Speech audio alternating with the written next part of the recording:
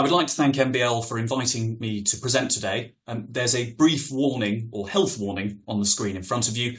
Firstly, this seminar is not intended as legal advice. And secondly, please don't pinch any of the contents.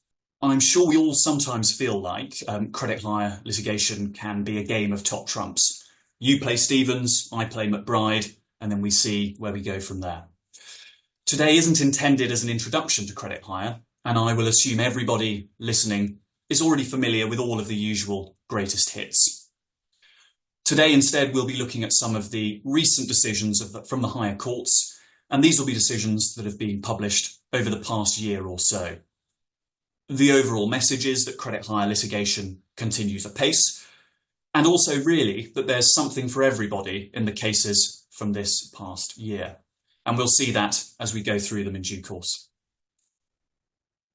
So what will we be looking at?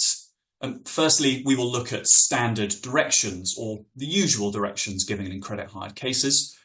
And we'll ask, do those standard disclosure directions require disclosure of a spouse's accounts in order to comply? We'll look at whether non-compliance with a debarring order is an issue that can be raised by a defendant on the morning of trial. We'll look at whether a court should order non-party disclosure against a hire company where there is a suspicion from a defendant that there may have been a misrepresentation.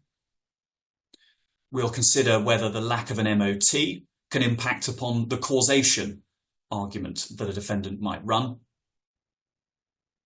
We'll consider quox protection and whether quox should be lifted where a hire claim is for the benefit of another, and specifically for the benefit of a hire company.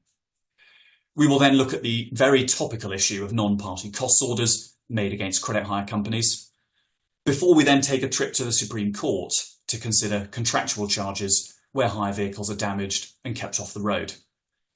And finally, we will look at pre-action disclosure in relation to standard impecuniosity documents.